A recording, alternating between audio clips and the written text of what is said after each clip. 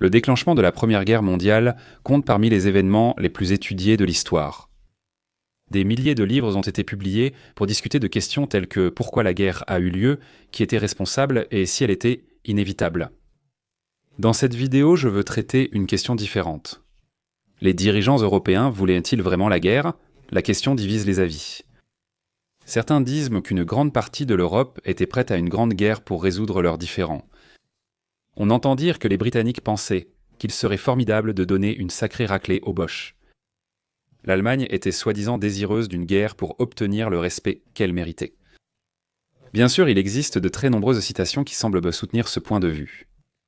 À l'inverse, certaines citations montrent que les dirigeants européens voulaient absolument éviter la guerre.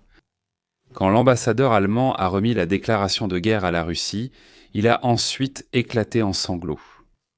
Le Premier ministre britannique a aussi pleuré avant la guerre. Comme toujours, il est facile de trouver des preuves pour soutenir n'importe quelle position que vous souhaitez adopter.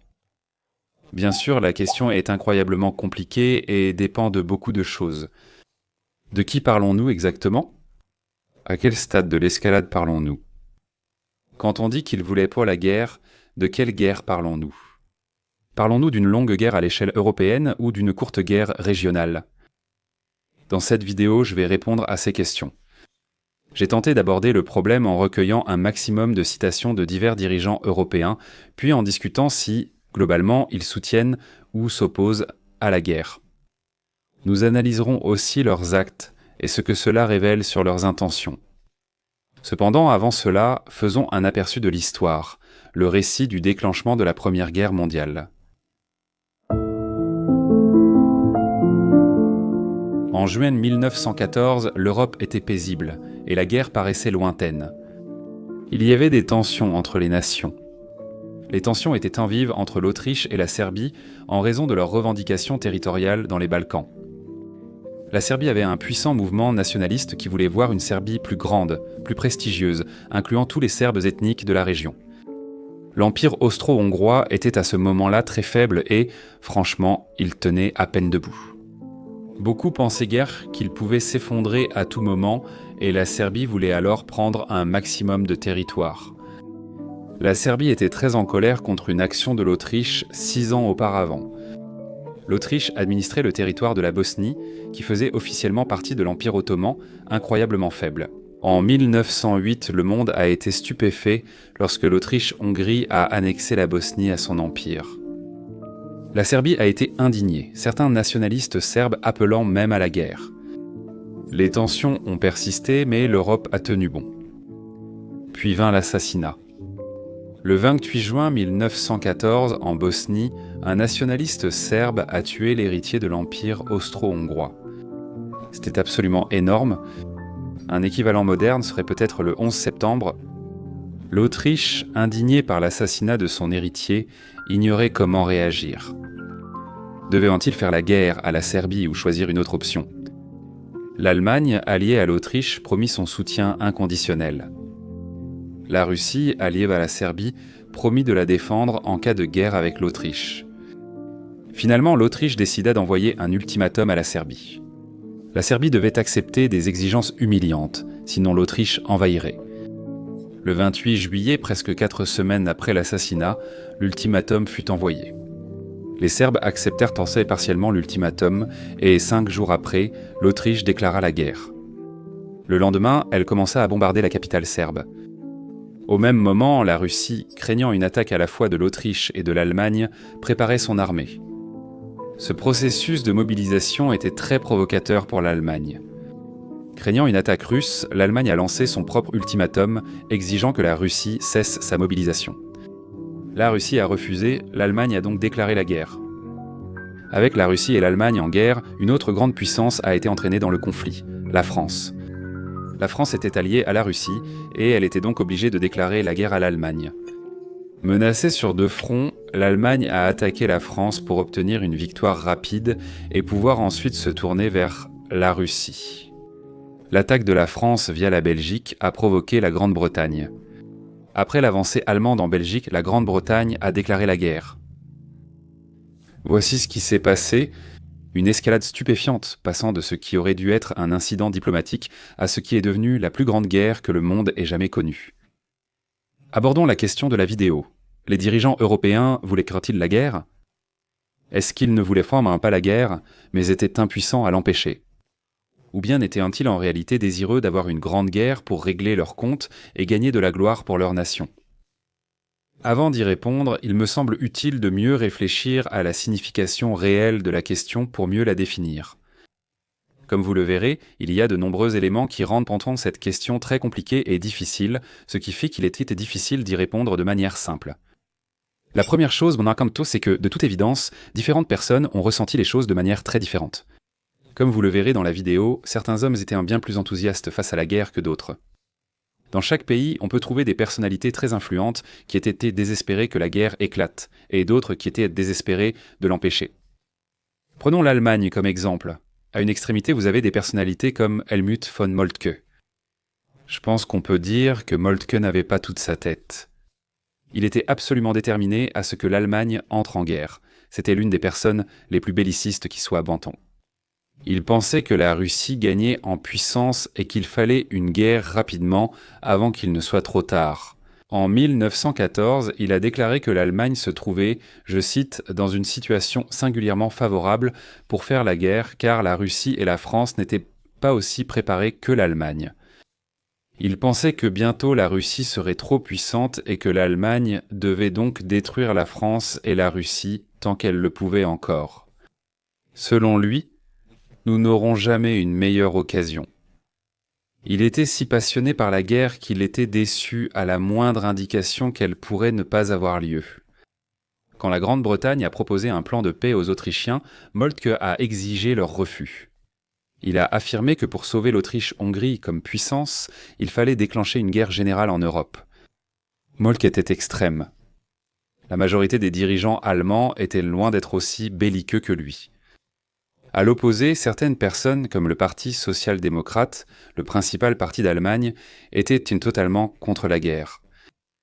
Le 25 juillet, le journal du parti a critiqué ce qu'il appelait l'impérialisme autrichien, déclarant qu'aucun soldat allemand ne devait sacrifier une seule goutte de sang pour la soif de pouvoir des dirigeants autrichiens. L'un de ces dirigeants a même organisé des manifestations contre la guerre jusqu'au déclenchement du conflit. Comme vous pouvez le voir, même au sein de chaque pays, il y avait des dirigeants avec des points de vue totalement opposés sur la perspective de la guerre, ce qui rendait la situation plus difficile à comprendre.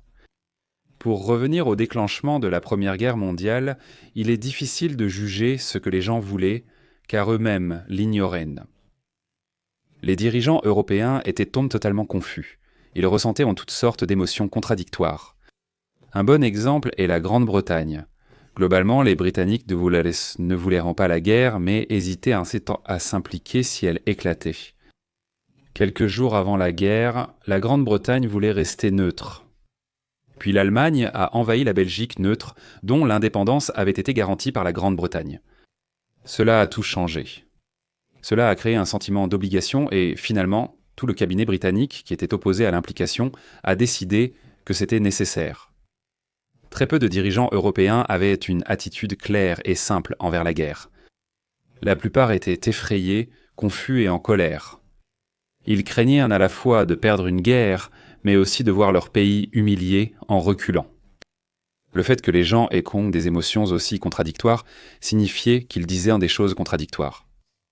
Le tsar Nicolas de Russie en est un bon exemple. Quand l'Autriche semblait prête à envahir la Serbie, il a dit aux Serbes de se battre comme des lions. D'un autre côté, à la fin de la crise, à la veille de la guerre, il a écrit à l'empereur allemand Guillaume II dans une tentative d'éviter la guerre. Il a écrit « Je fais appel à vous pour m'aider. Je prévois que très bientôt je ne pourrai plus résister à la pression exercée sur moi et que je serai contraint de prendre des mesures extrêmes qui mèneront à la guerre. » L'empereur allemand était aussi un bon exemple d'individu complètement confus. Parfois, Guillaume était très belliqueux. Quand on lui a dit que l'Autriche allait venger l'assassinat de son héritier, il a écrit « Maintenant ou jamais ». Un an avant la guerre, il a dit au ministre des Affaires étrangères autrichien qu'il vaudrait mieux attaquer la Russie que d'attendre la fin de son réarmement. D'un autre côté, Guillaume pouvait parfois donner l'impression qu'il voulait éviter la guerre. Après avoir vu la réponse de la Serbie à l'ultimatum autrichien et appris la mobilisation autrichienne, il déclara « Je n'aurais jamais ordonné une mobilisation pour cela ». Il a ensuite déclaré que, puisque la Serbie avait fait une capitulation des plus humiliantes, toute raison de guerre avait désormais été éliminée. Il a même demandé à son ministre des Affaires étrangères de dire aux Autrichiens que toute cause de guerre a disparu et qu'il était prêt à servir de médiateur pour la paix. Il a même dit à son chef d'état-major que si la Serbie tenait ses promesses, il n'y aurait plus de raison de faire la guerre. Apparemment, selon le ministre de la Guerre allemand, il a ensuite passé le reste de la journée à prononcer, je cite, des discours confus qui donnaient clairement l'impression qu'il ne voulait plus la guerre et qu'il était déterminé à l'éviter, même si cela signifiait laisser l'Autriche-Hongrie dans l'embarras. Dans l'ensemble, je suis sûr que vous serez d'accord pour dire qu'essayer de comprendre l'esprit d'homme aussi profondément confus ne va pas être facile pour nous. Une dernière chose qui rend nos questions si difficiles à résoudre, c'est que tout dépend entièrement de ce que nous entendons exactement par guerre. De quelle guerre parlons-nous ? On pouvait très bien soutenir une petite guerre régionale entre la Serbie et l'Autriche, tout en étant fermement opposé à une guerre européenne. De la même manière, quelqu'un pouvait être en faveur d'une guerre courte qu'il gagnerait, mais opposé à une guerre longue et prolongée dans laquelle il pourrait perdre. Il est important de garder à l'esprit que la plupart des gens pensaient maintenant que la guerre serait courte. Guillaume d'Allemagne pensait que ce serait fini en quelques semaines. Il a dit à ses soldats « Vous rentrerez chez vous avant la chute des feuilles ». Même Winston Churchill pensait que tout redeviendrait normal en quelques semaines. Le ministère de la guerre autrichien était tellement convaincu que la guerre serait courte qu'il a même conseillé aux hommes mobilisés de ne pas demander d'indemnité de chômage, car ils seraient de retour dans leurs usines avant même que leur demande ne soit traitée. En résumé, à l'époque, tout s'agissait selon des hypothèses complètement fausses sur la guerre. Essayons maintenant de répondre à la question de la vidéo. Les dirigeants européens voulaient-ils que la guerre éclate ? Je pense qu'étant donné à quel point il est difficile de répondre, il est judicieux de commencer par quelque chose que nous pouvons affirmer de manière définitive, avec une certitude totale. C'est que absolument personne ne voulait la guerre qu'ils ont eue. La guerre qui a réellement eu lieu. Cela devrait être évident en voyant ce qui est arrivé à tous les participants. Ce fut une catastrophe totale pour chacun. La guerre a mis fin à 4 empires, l'Empire allemand, l'Empire russe, l'Empire austro-hongrois et l'Empire ottoman. 3 des dirigeants de ces empires ont perdu le pouvoir à la suite directe de la guerre. Le tsar Nicolas de Russie finirait par être brutalement exécuté avec sa famille. L'empereur Guillaume d'Allemagne et Charles d'Autriche-Hongrie ont été forcés de quitter leur pays et de partir en exil. On peut affirmer qu'en 1914, les empereurs de ces pays ne voulaient pas d'une guerre qui détruirait leurs empires et leur ferait perdre le pouvoir. Pour les autres nations, la guerre auquel a été tout aussi catastrophique. La Grande-Bretagne et la France n'ont pas vu leurs États s'effondrer, mais elles ont perdu de nombreux hommes et dépensé beaucoup d'argent. Le nord de la France a été largement détruit. La Serbie, bien qu'alliée aux vainqueurs, a subi d'importantes destructions et perdu près de 30% de sa population masculine. On peut être certain que les dirigeants européens ne voulaient pas la catastrophe qu'ils ont vécue pendant 4 ans. Cela étant dit, abordons la question beaucoup plus compliquée et intéressante. Étaient-ils prêts pour une sorte de guerre ? Eh bien, je pense qu'il y a de bonnes raisons de croire que la Serbie et l'Autriche voulaient absolument se faire la guerre l'une à l'autre. Les deux avaient en réalité une relation tendue depuis des années. D'abord, parlons de l'Autriche. À la suite de l'assassinat, il y avait en fait quelques voix dans le camp autrichien qui étaient contre la guerre. L'un des plus réticents était l'empereur François-Joseph. Le 27 juillet, juste quelques jours avant le début des combats, alors qu'il s'apprêtait à signer l'ordre de mobilisation, il a dit « Nous ne sommes pas encore en guerre et si je le peux, je l'empêcherai ». Le comte István Tisza, Premier ministre de Hongrie, voulait aussi éviter la guerre. Le 30 juin, juste après l'assassinat, il a mis en garde contre le fait de laisser l'assassinat devenir un prétexte pour faire la guerre à la Serbie. Cela dit, ces hommes étaient l'exception. Globalement, les Autrichiens étaient très favorables à une guerre contre la Serbie. De nombreuses citations le prouvent. Juste après l'assassinat, le chef d'état-major autrichien déclara « Si une vipère venimeuse est à vos pieds, écrasez-lui la tête. N'attendez pas la morsure. » Le ministre des Affaires étrangères, Léopold Berchtold, a résumé la position du chef d'état-major par « guerre, guerre, guerre ». Le ministre des Affaires étrangères soutenait aussi fortement la guerre. Il a déclaré que si l'Autriche-Hongrie montrait de la faiblesse dans un cas aussi extrême que celui-ci, les voisins du Sud et de l'Est deviendraient de plus en plus confiants dans notre impuissance et poursuivraient pour leur œuvre de destruction avec toujours plus de détermination. Une autre citation provient de l'ambassadeur autrichien en Serbie. Le 30 juin, 2 jours après l'assassinat, il a écrit au ministre des Affaires étrangères autrichien. Il a dit en répondant à la question de la paix ou de la guerre que nous ne devons plus nous laisser guider par l'idée que nous ne pouvons rien gagner par une guerre contre la Serbie. Au contraire, nous devons saisir la première occasion de frapper durement le royaume. Autre exemple, le gouverneur de Bosnie. Il rédigeait des rapports qui préconisaient fortement la guerre. Il avertit que la Bosnie deviendrait bientôt ingouvernable à cause des actions des réseaux serbes. Ce n'est qu'en envahissant et en occupant la capitale serbe que le problème serait résolu et la sécurité garantie. La preuve la plus évidente que les Autrichiens voulaient avant la guerre fut l'envoi de l'ultimatum à la Serbie et sa façon d'être transmis. Bien que cela paraisse évident, je pense qu'il vaut la peine de souligner que si l'Autriche ne voulait pas la guerre, elle aurait simplement pu ne pas envoyer l'ultimatum. Non seulement l'ultimatum lui-même est un signe clair que les Autrichiens voulaient les et la guerre, mais aussi la manière dont ils l'ont fait tant. Essentiellement, les Autrichiens ont envoyé l'ultimatum en s'attendant et en espérant qu'il serait rejeté par les Serbes. En fait, lorsqu'ils ont reçu la réponse de la Serbie, qui était plutôt conciliante, ils ont été en réalité déçus. Selon l'ambassadeur britannique à Vienne, il y a eu en fait, je cite, un moment de vive déception. Les Autrichiens espéraient que les Serbes rejetteraient l'ultimatum, ce qui leur donnerait un prétexte pour mobiliser leur armée. En fait, ils avaient déjà rédigé l'ordre de mobilisation, prêt à être signé, avant même d'obtenir la réponse des Serbes, ce qui prouve qu'ils ne voulaient pas vraiment qu'ils l'acceptent. Le ministre des Affaires étrangères autrichien était en fait tellement déterminé à faire la guerre qu'il était prêt à mentir à l'empereur François-Joseph. Comme je l'ai mentionné plus tôt, François-Joseph était en réalité assez réticent à entrer en guerre et, lorsqu'on lui a présenté l'ordre de mobilisation, il n'était pas très disposé à le signer. Pour le convaincre, le ministre des Affaires étrangères lui a menti et lui a faussement dit que les Serbes bombardaient des positions autrichiennes. Avec cela, il a accepté de signer l'ordre de mobilisation. Les Autrichiens étaient majoritairement favorables à la guerre contre la Serbie. Alors, les Serbes ressentaient-ils la même chose ? Je pense que nous pouvons dire catégoriquement oui. Les Serbes étaient extrêmement rancuniers envers les Autrichiens depuis très longtemps. L'un des événements les plus importants qui a contribué à cela a été l'annexion de la Bosnie par l'Autriche-Hongrie en 1908. Juste pour vous rappeler, la Bosnie faisait officiellement partie de l'Empire ottoman, mais l'Autriche l'administrait. En 1908, l'Autriche-Hongrie a choqué le monde en annexant la Bosnie et en l'incorporant à son empire. Pour les Serbes, c'était une catastrophe, eux qui espéraient intégrer certaines régions de Bosnie à une grande Serbie.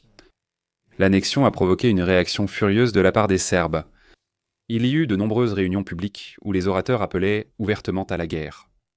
Au Théâtre national de Belgrade, 21 000 personnes ont écouté un chef de parti politique appeler la Serbie à se battre jusqu'à la mort contre l'annexion. Il a dit « Nous lutterons jusqu'à la victoire, mais si nous sommes vaincus, nous le serons en sachant que nous avons donné notre maximum et que nous avons le respect non seulement de tous les Serbes, mais aussi de toute la race slave. Förbättra letran ». Beaucoup de discours ont été de ce ton. Le prince héritier a déclaré devant 10 000 personnes qu'il mènerait personnellement une intervention militaire en Bosnie. Il a dit « Je suis extrêmement fier d'être un soldat et je serai fier d'être celui qui vous mène, vous, le peuple serbe, dans cette lutte désespérée pour la vie ou la mort, pour notre nation et notre honneur. » Un observateur russe a été étonné par la force de la frénésie guerrière. Il se souvient plus tard qu'il y avait, je cite, « une volonté de se battre et que la victoire semblait à la fois facile et certaine. » Tout cela se passait en 1908, mais 6 ans plus tard, à la veille de la Première Guerre mondiale, les Serbes restaient très belliqueux. Juste après l'assassinat de François Ferdinand, le prince régent serbe déclara à son peuple L'Autriche-Hongrie a annexé illégalement la Bosnie il y a 6 ans, et il est temps pour la nation de défendre ses foyers et la race serbe de toutes ses forces. Bla au BDC, toutes ses forces. Alors que la guerre avec l'Autriche devenait probable, les Serbes restaient confiants. Un ancien chef du ministère des Affaires étrangères serbe déclara « Dipilge propa aporteademi ». À mon avis, cela nous donne une excellente occasion d'utiliser cet événement pour réaliser l'unification totale des Serbes. Il est donc souhaitable que l'Autriche-Hongrie nous attaque dans ce cas au nom de Dieu. D'après ces citations, il semblerait que les Serbes étaient entièrement prêts pour une guerre contre l'Autriche. Ils n'étaient pas seulement disposés, ils la voulaient réellement. Un autre élément qui peut nous renseigner sur ce que ressentaient les Serbes à propos de la guerre, c'est leur réponse à l'ultimatum autrichien.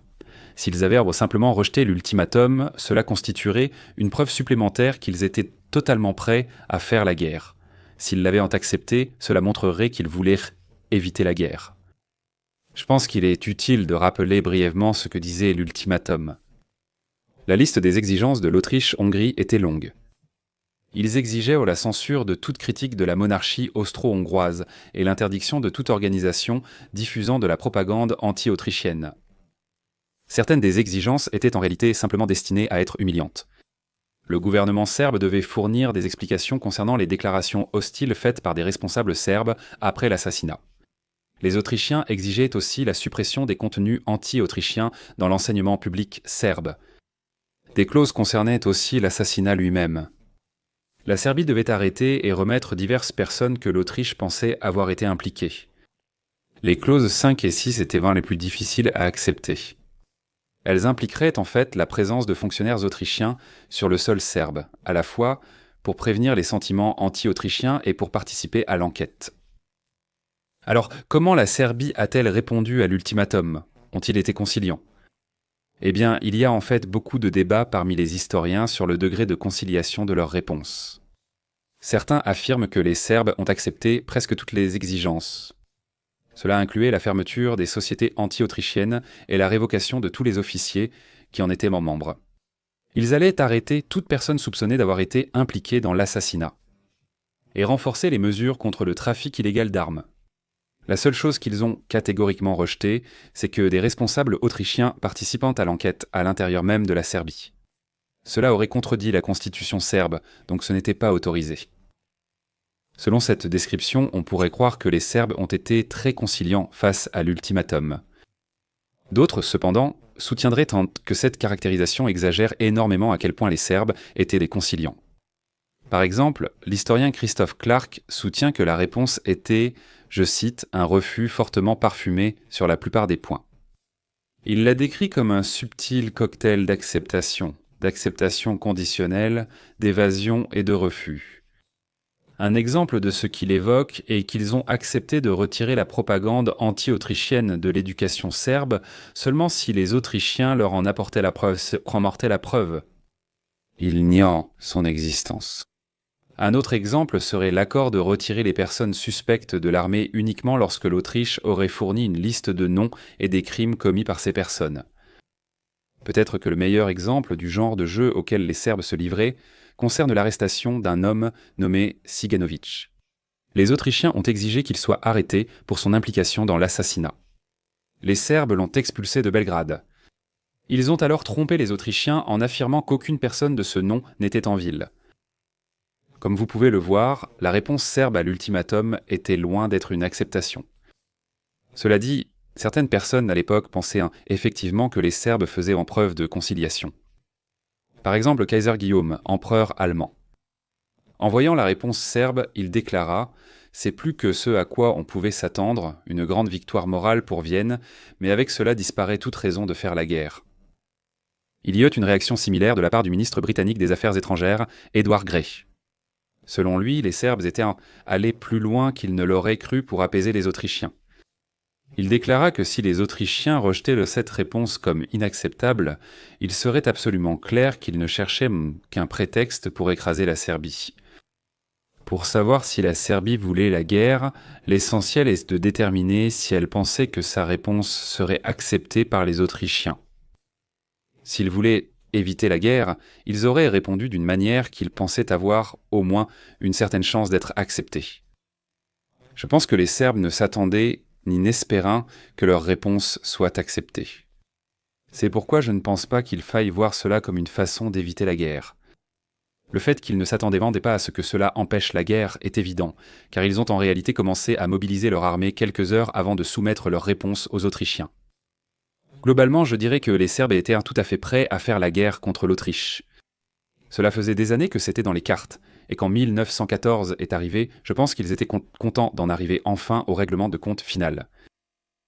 Donc, comme vous pouvez le voir, l'Autriche et la Serbie étaient en toutes deux très prêtes à se faire la guerre l'une contre l'autre. Maintenant, passons à la question vraiment difficile. Les dirigeants européens souhaitaient-ils une guerre continentale ?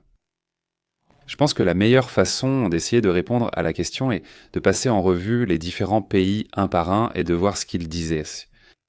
Examinons d'abord la Serbie et voyons si elle souhaitait réellement une guerre européenne.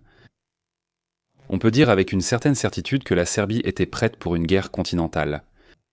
Et cela pour la simple raison que c'était fondamentalement la seule façon pour eux d'avoir une chance de gagner. Si la guerre avait seulement opposé la Serbie à l'Autriche, les Serbes auraient eu beaucoup de mal à gagner. Je pense que le mieux qu'ils auraient pu espérer de façon réaliste, c'est de résister à l'invasion autrichienne et que la guerre devienne une impasse. Les Autrichiens avaient simplement une armée et une population bien plus importantes que les Serbes. Pour que les Serbes n'aient eu la moindre chance d'obtenir une victoire décisive, ils avaient vraiment besoin de l'aide de la Russie, et cela aurait inévitablement signifié une guerre à l'échelle de l'Europe. Les Serbes espéraient clairement que les Russes s'impliqueraient, et il existe de nombreuses citations qui le démontrent. L'une d'elles vient de l'ambassadeur serbe à Saint-Pétersbourg. Il a envoyé un message à la capitale serbe disant « La Russie est prête à lancer une offensive contre l'Autriche ». Si la guerre éclate, le tsar avec la France pourrait écraser l'Autriche-Hongrie et l'Allemagne, entraînant l'effondrement de l'Empire et l'unification complète des Serbes. Ce sentiment était partagé par le prince régent qui a parlé de la magnanimité du tsar de Russie dont la parole seule pouvait sauver la Serbie. Globalement, ils étaient prêts à voir leur conflit avec l'Autriche s'aggraver et impliquer d'autres puissances. Et qu'en est-il des Autrichiens ? Étaient-ils prêts pour une guerre à l'échelle européenne ? Eh bien, ce qui est assez étrange, c'est qu'il semble que les Autrichiens n'y aient en fait pas tellement réfléchi. Leurs dirigeants savaient que leurs actions pouvaient en déclencher une grande guerre européenne, mais n'ont pas envisagé concrètement les conséquences. Ils n'ont que peu discuté de la manière dont une grande guerre avec l'Allemagne contre la France et la Russie se déroulerait. Je ne dirais pas qu'ils voulaient une guerre européenne, leur problème concernait la Serbie. Cela dit, ils n'y étaient certainement pas opposés non plus. Un exemple de ce sentiment vient d'un haut responsable du ministère des Affaires étrangères. Il a dit « Si une guerre mondiale en résulte, cela nous est complètement égal ». Une partie de la raison pour laquelle ils étaient si blasés face à la perspective d'une grande guerre, c'est qu'ils avaient le soutien de l'Allemagne et une confiance totale dans l'armée allemande. Ils pensaient que les Allemands dissuaderaient globalement la Russie et la France d'entrer en guerre, ou bien qu'ils se battraient à leur place. Je pense que c'est sans doute pourquoi ils n'ont pas envisagé une guerre européenne. En gros, ils pensaient que ce serait le problème de l'Allemagne. Ainsi, la Serbie et l'Autriche se sentaient. Voyons maintenant comment certaines des autres puissances se sentaient face à la perspective de la guerre. Je pense qu'il serait bon de commencer par la Russie. Globalement, la plupart des dirigeants russes ne souhaitaient pas une guerre européenne. La plupart du temps, lorsqu'ils parlaient de cette éventualité, ils adoptèrent un ton de réticence. Les meilleurs exemples prouvant que les Russes ne voulaient pas la guerre viennent du tsar Nicolas lui-même. Le 31 juillet, son état-major exigeait la mobilisation de toutes les forces russes. Ils ont averti qu'il n'y avait pas d'autre choix, car les troupes autrichiennes allaient envahir la Serbie. La réponse de Nicolas à l'imminence de la guerre fut d'écrire dans son journal « Ce fut une journée grise, à l'image de mon humeur ». D'autres citations de Nicolas, affirmant vouloir éviter la guerre, figurent dans ses télégrammes avec l'empereur Guillaume.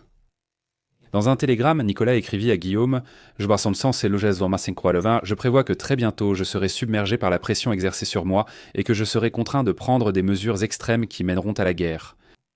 Pour tenter d'éviter une telle calamité qu'une guerre européenne, je te supplie, au nom de notre amitié, de faire tout ce que tu peux pour empêcher tes alliés d'aller trop loin, Niki. » Nicolas n'était pas le seul à sembler parfois vouloir éviter la guerre. Autre exemple, le ministre russe des Affaires étrangères, Sazonov. À un moment donné, il a dit à l'ambassadeur de France « Jusqu'au tout dernier moment, je me montrerai prêt à négocier ». Souvent, lorsque les Russes parlaient de la perspective d'une guerre européenne, c'était sur un ton fataliste, pas enthousiaste.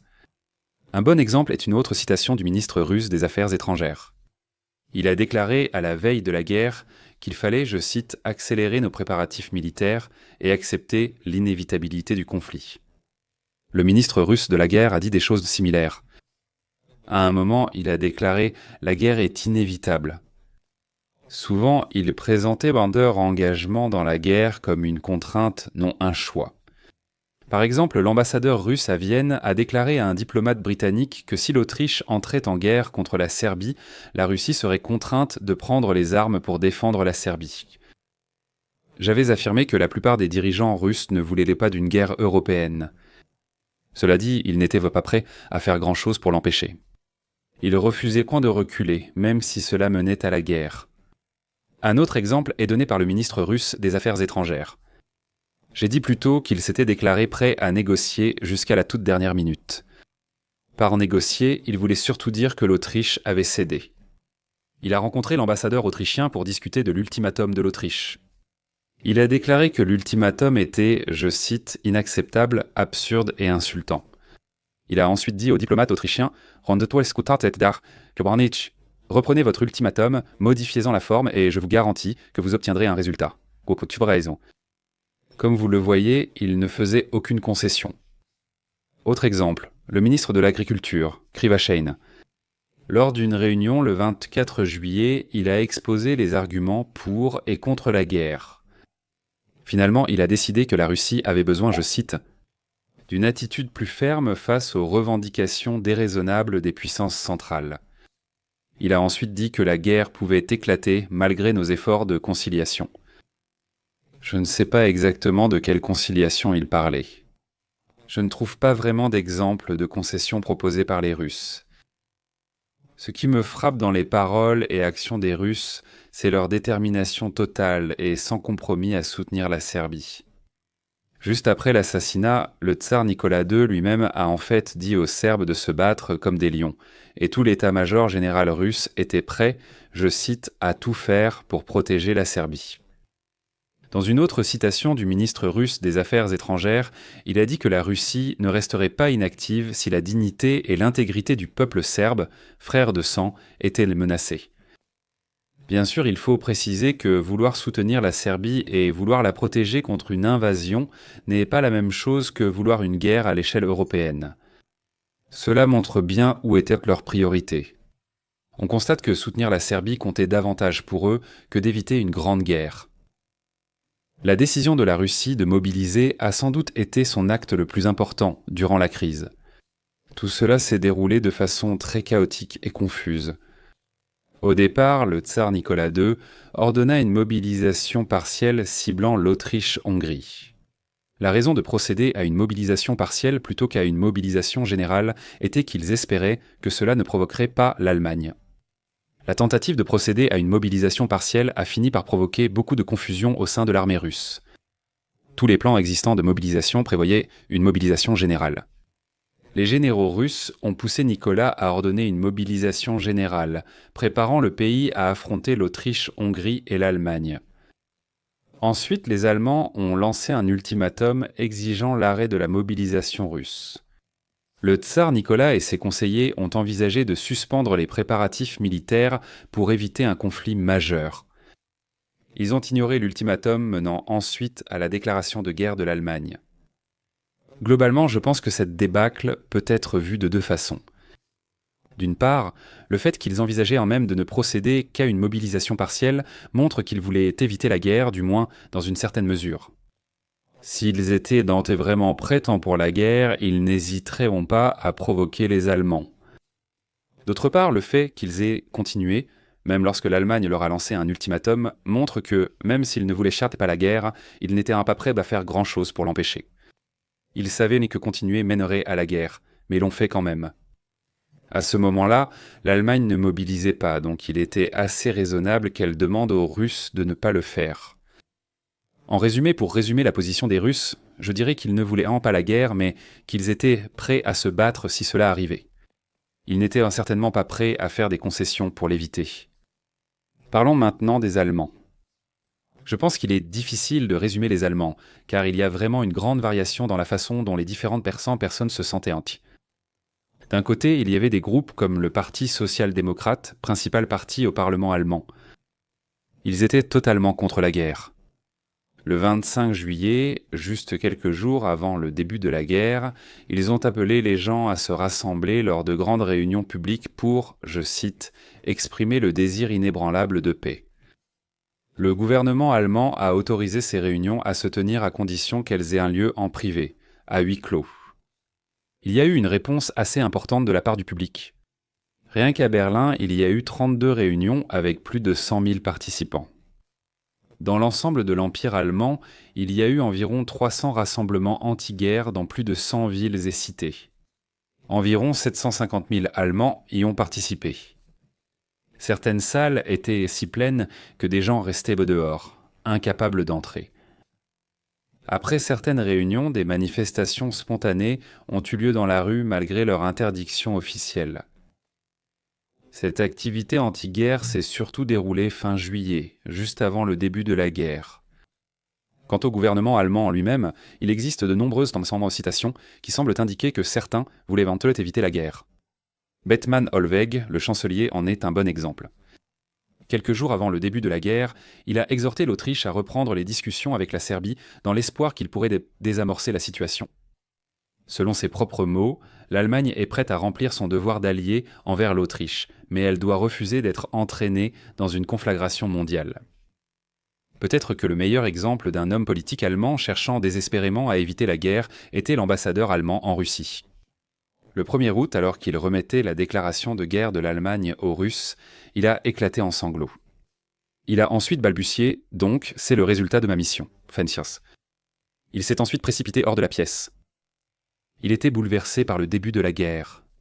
Il considérait cela comme un échec personnel de sa part. Cependant, la majorité des dirigeants allemands n'étaient pas aussi bouleversés à l'idée de la guerre. Il y avait beaucoup du même sentiment dont j'ai parlé à propos des Russes. Des gens qui ne voulaient pas la guerre, mais ne s'y opposaient pas vraiment et n'étaient pas prêts à faire des concessions pour l'éviter. Un bon exemple vient du secrétaire aux Affaires étrangères. Il a écrit « Nous devons veiller à localiser le conflit entre l'Autriche et la Serbie. La possibilité de cela dépendra d'abord de la Russie et ensuite de l'influence de la Grande-Bretagne et de la France. Je ne souhaite pas une guerre préventive, mais si le combat se présente, nous n'osons pas reculer. » Comme vous pouvez le voir, il n'était pas désireux de faire la guerre, mais considérait que c'était la responsabilité des autres de l'empêcher. L'un des personnages les plus contradictoires de l'époque était l'empereur allemand Guillaume II. Parfois, il pouvait sembler incroyablement belliqueux. À un moment, il a affirmé qu'il fallait modifier l'équilibre des pouvoirs dans les Balkans. L'Autriche doit dominer les Balkans. Lors d'une autre occasion, il a déclaré « Il faut en finir vite avec les Serbes, maintenant ou jamais ». On voit aussi que Guillaume n'hésitait pas à impliquer l'Allemagne dans les combats et à provoquer une guerre européenne. Lors d'une réunion avec l'ambassadeur d'Autriche, il a affirmé que l'Allemagne soutiendrait entièrement l'Autriche. Il a aussi admis les dangers liés à l'implication de l'Allemagne. Il a même affirmé que l'Allemagne soutiendrait l'Autriche même si de graves complications européennes en découlaient. Il a ensuite déclaré que l'Autriche-Hongrie devait marcher immédiatement contre la Serbie.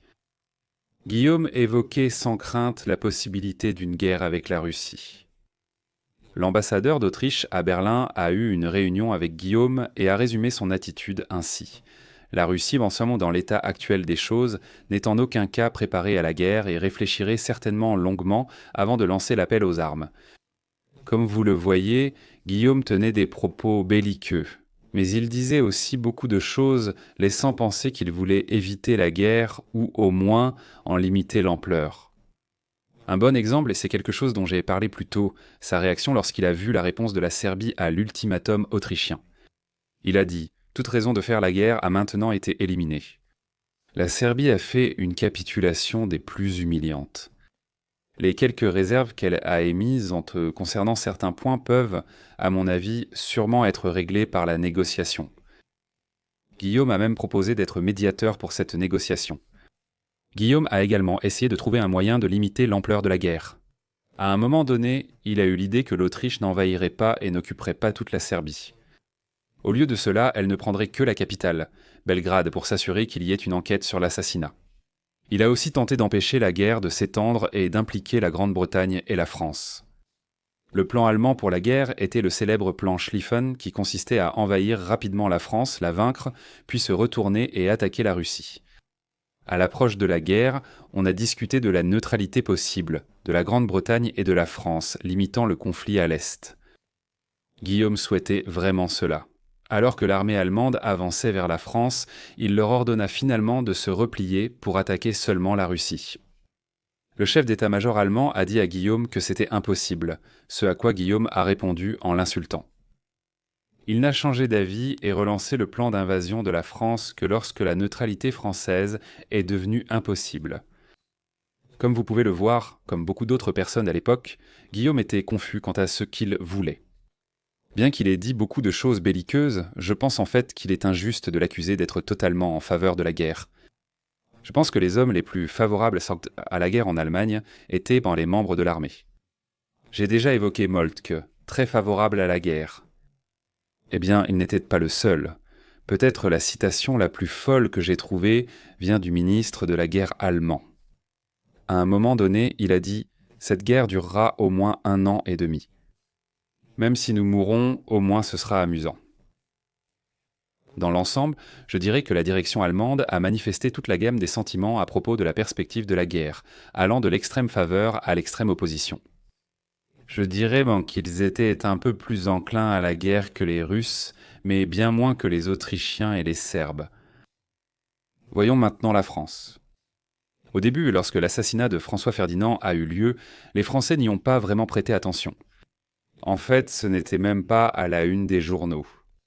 Les Français s'étaient l'état captivés par un scandale où la femme d'un ex-premier ministre avait tué un rédacteur en chef. Elle a agi ainsi car le journal avait publié ses lettres d'amour. En somme, les Français n'étaient pas vraiment concernés ni désiraient qu'une guerre éclate. Tout juillet, leurs sentiments étaient restés opposés à la guerre. Certaines des meilleures citations que j'ai pu trouver pour appuyer cela viennent en fait de responsables allemands. L'ambassadeur allemand en France a envoyé un rapport à Berlin disant « Le Premier ministre français ne souhaite pas abandonner l'espoir de maintenir la paix, qui est profondément désirée ici. » Un autre responsable allemand a écrit « Jusqu'au dernier moment, j'ai eu l'impression que le gouvernement français voulait éviter la guerre à tout prix. » Cette déclaration rédigée le 4 août après le début de la guerre montre combien les Français y étaient opposés jusqu'au bout. Une autre excellente citation provient de l'envoyé du Bade, une province allemande. Il a écrit « Les Français ne désirent vraiment la guerre en aucune circonstance. » En fait, ils la craignent même à cause de leur situation financière désespérée et peut-être aussi pour des raisons militaires. C'est pourquoi ils actionnent tous les leviers à Saint-Pétersbourg pour y exercer une influence modératrice. Personne ne peut prédire si le souverain épris de paix et son ministre des Affaires étrangères garderont le dessus face au courant panslaviste. Un Français sans qui était absolument hors de lui d'inquiétude face à la perspective de la guerre était le Premier ministre français, René Viviani. Selon l'historien Christopher Clark, à un moment donné, il a pratiquement fait une dépression nerveuse. Mi-juillet, les dirigeants français se sont rendus en Russie pour discuter avec leurs homologues de la réaction à une guerre imminente. Lors d'un déjeuner, Viviani était assis à côté du tsar russe, mais il n'a pas pu répondre à aucune des questions qu'on lui posait. Après le déjeuner, alors que le tsar russe et le président français écoutant une fanfare, Viviani a été aperçu debout, seul, parlant et jurant à voix haute. Tout le monde l'a remarqué. Le président français a évoqué le comportement de Viviani dans son journal. Il a dit que Viviani devenait de plus en plus triste et que tout le monde le remarquait. Il a ajouté que le dîner était excellent, donc je suppose que tout n'était pas si mauvais. On peut voir davantage le manque de volonté de la direction française pour la guerre dans leurs actions menant à l'éclatement des combats. Au départ, ils hésitèrent à mobiliser leur armée. Cela a beaucoup frustré les militaires. Le chef d'état-major a signalé que la France avait déjà 2 jours de retard sur l'Allemagne dans la préparation à la guerre. Il a estimé que chaque 24 heures de retard dans la mobilisation entraînerait la perte de 15 à 20 kilomètres de terrain. Le chef d'état-major français, frustré par l'inaction du gouvernement sur la mobilisation, a même menacé de démissionner. Le 30 juillet, le gouvernement français a ordonné la mobilisation, exigeant que les troupes restent à 10 kilomètres de la frontière allemande. Cela devait être appliqué de manière extrêmement stricte, au point que tout soldat qui désobéissait à l'ordre risquait de passer en cour martiale. L'ordre stipulait aucune patrouille, aucune reconnaissance, aucun poste, aucun élément quel qu'il soit ne devait aller à l'est de la dite ligne. Quiconque la franchira sera passible de cour martiale, et ce n'est qu'en cas d'attaque à grande échelle qu'il sera possible de transgresser cet ordre. À mon avis, Spamsé est une preuve très forte que les Français ne voulaient pas la guerre, et je pense vraiment qu'ils méritent beaucoup de reconnaissance pour cela. Ils compromettaient littéralement la défense de leur territoire pour montrer clairement aux Allemands qu'ils n'allaient pas envahir. Le chef d'état-major français a écrit dans ses mémoires combien le gouvernement voulait prouver qu'il ne ferait pas le premier pas. Il a écrit « La principale préoccupation du gouvernement français était de ne prendre aucune initiative qui puisse être interprétée autrement que comme une réponse à une action entreprise par l'Allemagne. » Concernant les citations des membres du gouvernement français, je n'ai rien trouvé de vraiment belliqueux. Ce qui s'en rapprochait le plus, ce sont quelques citations qui montraient leur engagement envers leur alliance avec la Russie. Le président français a dit au ministre russe des Affaires étrangères que la France allait remplir toutes les obligations qui lui étaient imposées par l'Alliance. Il a également dit au tsar russe « Cette fois, nous devons rester fermes ». Un message un peu plus explicite a été envoyé par le chef d'état-major français de l'armée. Sans aval du gouvernement, il a affirmé aux Russes que la France était prête. Assumer ses responsabilités d'alliés. Les Français ont aussi invité les Russes à la retenue. Le Premier ministre français, avec l'accord du président, a envoyé un télégramme au gouvernement russe pour demander de ne pas aggraver la situation. Il disait que dans les mesures de précaution et les mesures défensives auxquelles la Russie estime devoir recourir, elle ne devrait pas immédiatement prendre de mesures qui pourraient offrir à l'Allemagne un prétexte pour une mobilisation totale ou partielle de ses forces. Seule l'élite de l'armée française était favorable à la guerre. Selon l'attaché militaire russe à Paris, il y avait, et je cite, une joie non dissimulée à la perspective d'avoir la chance d'utiliser, selon les Français, des circonstances stratégiques avantageuses. Une citation d'un responsable allemand vient appuyer cette affirmation. Il a écrit que l'état-major français souhaite la guerre parce qu'à son avis, le moment qu'elle sonde favorable. Les Britanniques ont également constaté que l'armée française était favorable à la guerre.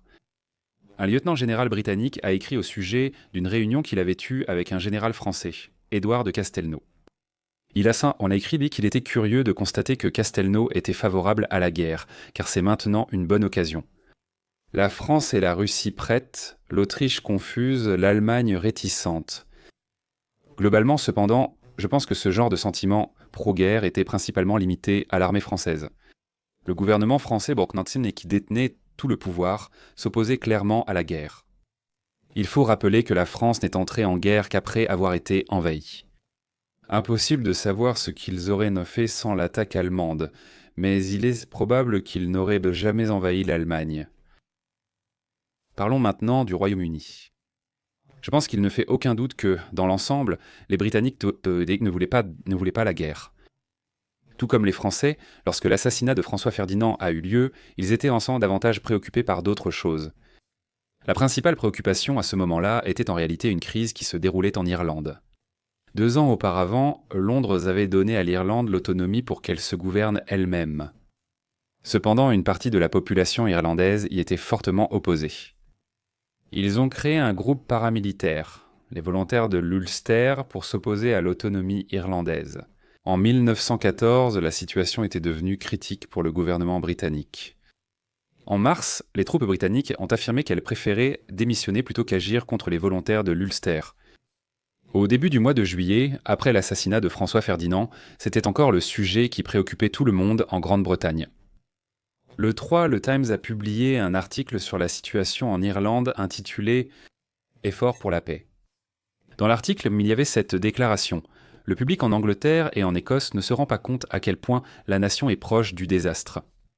Ces mots se sont révélés absolument exacts, mais pas pour la raison que l'auteur pensait. En fait, la situation en Irlande a dominé l'attention du public britannique jusqu'au 24 juillet, lorsque l'Autriche a lancé son ultimatum à la Serbie. La gravité de la situation n'est apparue qu'à ce moment-là. La réponse des Britanniques a été d'essayer de soumettre toute la situation à une conférence de paix réunissant les 4 grandes puissances, la Grande-Bretagne, la France, l'Allemagne et l'Italie. Au cours de plusieurs jours, les Britanniques ont tenté à plusieurs reprises, désespérément, de convaincre les autres puissances de participer à une conférence. William Tyrrell, diplomate britannique, l'a qualifiée de seule option pour éviter une guerre générale. Il était convaincu qu'une conférence pourrait obtenir un bon résultat pour l'Autriche, ce qui l'empêcherait alors d'envahir la Serbie. Il espérait, selon ses propres mots, obtenir pleine satisfaction pour l'Autriche, car la Serbie serait plus encline à céder à la pression des puissances et à se soumettre à leur volonté unie plutôt qu'aux menaces de l'Autriche. Malheureusement, les autres puissances ne souhaitaient pas organiser de conférence. L'empereur Guillaume d'Allemagne a rejeté ce qu'il appelait les ordres condescendants de la Grande-Bretagne. Il a demandé « Dois-je faire ça ? Je n'y penserai même pas ». Le ministre russe des Affaires étrangères envisageait d'abord l'idée, mais l'ambassadeur allemand en Russie l'en a dissuadé. C'était en fait une rencontre totalement fortuite. Les deux hommes se rendaient en tous les deux dans leur résidence d'été pour le week-end et se sont retrouvés par hasard dans le même train. L'ambassadeur allemand a profité de cette rencontre pour convaincre le ministre russe de rejeter la proposition britannique de conférence de paix. Il a dit que ce serait ingérable. Il a dit que la Russie devrait négocier directement avec l'Autriche. Le ministre des Affaires étrangères a accepté. Il ne devait pas y avoir de conférence de paix. On voit aussi que les Britanniques voulaient absolument éviter la guerre, selon leurs propos. Il existe de nombreuses citations qui le démontrent. Le Premier ministre Herbert Asquith a dit « Nous sommes à une distance mesurable ou imaginable d'un véritable Armageddon ». Quelques jours plus tard, quand l'Allemagne a franchi la frontière belge, il a dit « Toute cette perspective me rend triste. Nous sommes à l'aube d'événements horribles. » À un moment donné, Asquith a même fondu en larmes. L'ambassadeur d'Allemagne en Grande-Bretagne a écrit qu'il l'avait trouvé à une occasion brisée et, selon ses mots, avec des larmes coulant sur ses joues. Les Britanniques ne voulaient pas de guerre et, si une guerre éclatait, ils ne voulaient pas en faire partie. Du moins, c'était le sentiment initial. Le Premier ministre Asquith a écrit « Heureusement, rien n'indique que nous devions être plus que des spectateurs. » D'autres membres du gouvernement partageaient ce sentiment. Dans une lettre, Asquith a écrit à propos de son cabinet en disant que tout le monde aspire à rester à l'écart. Un autre homme politique britannique important, Lloyd George, a confirmé cette évaluation. Il a dit à un journaliste qu'il ne pouvait être question que nous participions à une guerre dans un premier temps. Il a affirmé ne connaître aucun ministre favorable à cela. Churchill était aussi d'accord. Il a dit que les 3/4 du gouvernement étaient déterminés à ne pas se laisser entraîner dans une querelle européenne. Bien sûr, les Britanniques ont fini par s'impliquer dans la guerre. L'Allemagne ayant envahi la Belgique, protégée par la Grande-Bretagne, celle-ci a envoyé un ultimatum exigeant le retrait allemand, sous peine de guerre. Ignoré par les Allemands, le gouvernement britannique a changé d'avis. Alors qu'il était opposé à l'idée de s'impliquer dans la guerre, il y était désormais favorable. Selon Lloyd George, le cabinet était presque unanime. Cependant, cela ne veut pas dire que les Britanniques voulaient la guerre. Ils auraient largement préféré que les Allemands quittent la Belgique et ainsi ne pas avoir à se battre. Je pense que si l'Allemagne avait envahi la France sans passer par la Belgique, la Grande-Bretagne ne serait sans doute pas intervenue dans la guerre. Et cela malgré le fait que la Grande-Bretagne et la France étaient alliées. Pour moi, cela montre plus que tout à quel point ils avaient peu d'appétit pour la guerre. Donc, en résumé, je pense que nous pouvons tous être d'accord pour dire que la question de savoir si les dirigeants européens voulaient voir la guerre en 1914 est impossible à répondre de manière brève. Il y avait un large éventail d'opinions, allant de ceux qui la voulaient désespérément à ceux qui voulaient voir désespérément l'éviter. Beaucoup de personnes à l'époque ne savaient même pas ce qu'elles en pensaient personnellement. Ils étaient et partagés, ils changeaient trop d'avis tout le temps. Cela dit, si je devais répondre à la question par un simple oui ou non, je dirais non. Je pense que le nombre de personnes qui voulaient vraiment la guerre, comme le fou allemand Moltke, était inférieur à celui des personnes qui voulaient vraiment l'éviter. La majorité des gens étaient au milieu. Ils ne voulaient sûrement pas vraiment que la guerre éclate, mais ils n'étaient pas prêts à faire grand-chose pour l'empêcher. Il y avait vraiment beaucoup de résignation, beaucoup de fatalisme dans l'attitude de nombreuses personnes. Si on décompose la question par pays, je dirais que la Serbie et l'Autriche étaient pas prêtes à une guerre, aussi bien l'une contre l'autre qu'à une guerre impliquant d'autres nations. Je mettrais l'Allemagne et la Russie au milieu. Je crois que l'Allemand ou le Russe moyen ne voulait pas la guerre, mais n'était pas prêt à faire des concessions pour l'éviter. Je considère que la France a moins de volonté de faire la guerre. Certains militaires dans ce terme étaient partants, mais presque tous les politiciens ne l'étaient non pas. La Grande-Bretagne, je dirais clairement qu'elle ne voulait pas la guerre. Pendant toute la durée de la crise, ils ont passé leur temps à essayer de désamorcer la situation. Ils ne voulaient pas participer à la guerre, mais y ont été entraînés à la dernière minute à cause de la Belgique. Il n'y a absolument aucune chance qu'ils se seraient impliqués uniquement pour protéger la Serbie. Il était facile de trouver de nombreuses citations contredisant chacune de ces généralisations. Ce ne sont que des généralisations. Je pense que se demander si les dirigeants européens voulaient craindre la Première Guerre mondiale est en fait une mauvaise question. En réalité, cette escalade folle était bien moins un processus actif et délibéré. Je pense que c'est très bien décrit par Christophe Clark dans le titre de son livre « Les somnambules ». Somnambules résume parfaitement la situation pour moi. Je pense que les dirigeants européens n'avaient simplement aucune idée de ce qu'ils faisaient, plutôt que de vraiment vouloir la guerre. Ils n'avaient aucune idée de ce dans quoi ils s'engagèrent. Malheureusement pour eux, pour la population européenne et pour le monde, la réponse s'est avérée bien pire qu'ils n'auraient jamais pu l'imaginer.